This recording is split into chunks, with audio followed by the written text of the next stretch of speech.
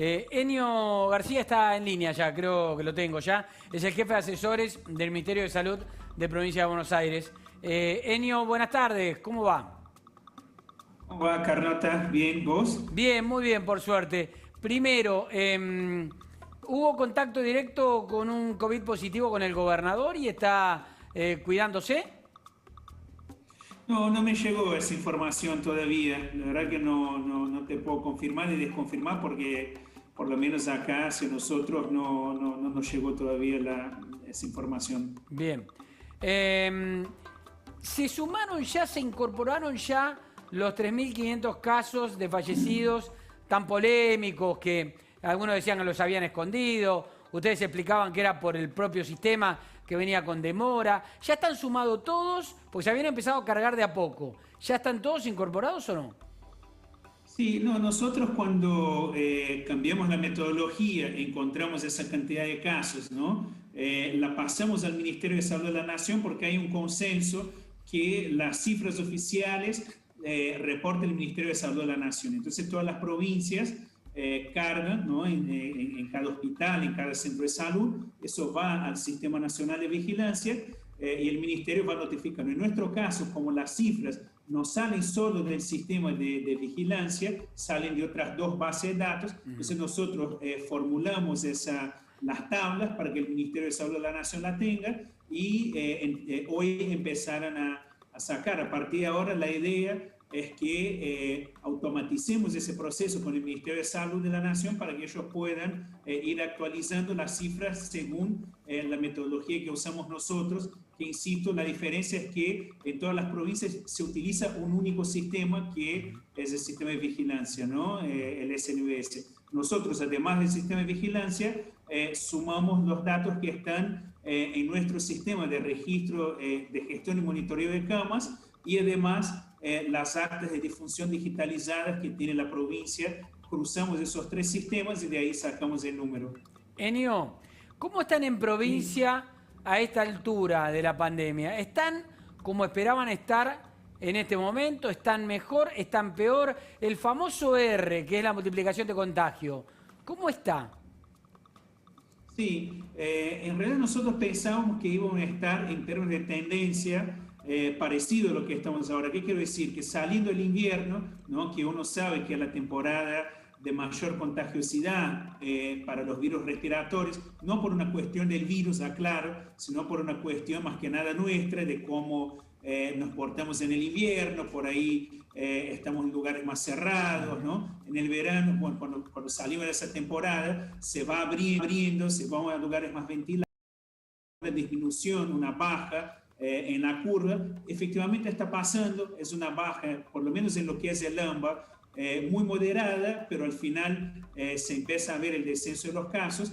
En el interior de la provincia una situación totalmente distinta, venía muy controlada la situación en el interior de la provincia, fíjense que tenemos municipios, según el sistema de fases nuestro, en fase 4, 5, quiere decir con muchas actividades habilitadas, ¿no? Y hoy por hoy la situación en el interior empieza a preocupar porque empieza a aumentar cada día el número de casos. Mar del Plata, para que tengan una idea, está entre los 3 municipios en las últimas semanas que registran más casos diarios, ¿no? Entonces, bueno, la situación no es homogénea en la provincia, siempre fue así durante la pandemia, una situación en el conurbano y otra en el interior. El tema es que se está invirtiendo. Si bien en el conurbano sigue siendo preocupante la cantidad de casos, pero bueno, la tendencia ya es a la baja, mientras en el interior la tendencia es a la suba. Esto es porque se manifiesta como una especie de mancha de aceite que empieza en el AMBA y empieza a expandirse primero en el interior de la provincia, después en las provincias vecinas y así por todo el país. Sí, sí, tiene un comportamiento que uno lo puede comparar a la mancha de aceite, pero tiene que ver también con aumentar el tránsito, ¿no? Entre, bueno, el resto del país y el conurbano, que es el lugar de mayor contagiosidad, ¿no? En nuestro caso de los municipios del interior con nuestro conurbano, tiene que ver un poco con eso también, que cuando uno va habilitando más actividades, también va generando cierta sensación de que ya está, de que la pandemia ya pasó y cae mucho las medidas de cuidado que la población fue tomando durante ese periodo, ¿no? Entonces nosotros enfatizamos mucho eso, o sea, no pasó la pandemia, todavía sigue una situación de riesgo y no podemos bajar la guardia y volver rápidamente a la normalidad que teníamos pre-pandemia. Enio, una última. Yo hablaba con epidemiólogos esta semana y ellos me decían que según la experiencia internacional, sin duda esto va a bajar, pero sin duda también va a haber un rebrote.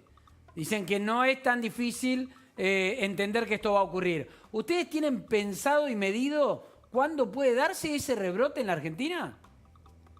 No, efectivamente es así, o sea, en un momento salió esa idea de que había un pico y nosotros lo que estamos viendo por la experiencia internacional y local también es que no es una enfermedad que produce un solo pico, se puede producir otros, se puede producir rebrotes. Ahora, ¿por qué es difícil prever cuándo y si se reproduciría el rebrote? Porque no es una cuestión natural, todo depende de las acciones que tomamos como sociedad y como Estado, ¿no? Entonces, si de alguna manera cuando empiezan a bajar los casos, las habilitaciones que hacemos, los seguimientos de protocolos que se dan son bajos, ¿no? La acatación a los protocolos son bajas, bueno, seguramente va a haber algún rebrote. Y otro factor que juega en eso, si va a haber un rebrote o no, es la cuestión de la vacuna. Si nosotros logramos tener una vacuna cuanto antes, obviamente ahí también logramos evitar ese rebrote. Entonces son dos situaciones, ¿no? La vacuna, claro, y cómo vamos saliendo de esa etapa, ¿no? Que tuvimos un pico acá en el conurbano, ¿no? Si salimos de ese pico y ya queremos habilitar todo y ya queremos volver a la normalidad, es muy posible que tengamos un otro rebrote.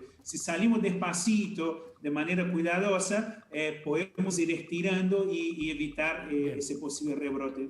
Enio, ¿cómo está la situación de camas y también la cobertura de médicos y enfermeros? Porque imagino que, como en todos lados, hubo mucho personal de salud infectado. ¿Hoy están las situaciones dadas para tener una buena cobertura de cara a los próximos meses?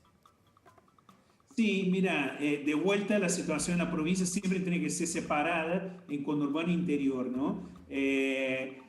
En el conurbano estamos con 62% de ocupación, la verdad que viene bajando y bastante estable, se condice con las cifras de contagios, ¿no? Y bueno, nunca tuvimos una situación de falta de camas en el conurbano. ¿Por qué? Porque el sistema en el conurbano estaba bastante integrado, las distancias que había que recorrer, por ejemplo, no había cama en Lanús, ¿no? Sí. Una situación hipotética.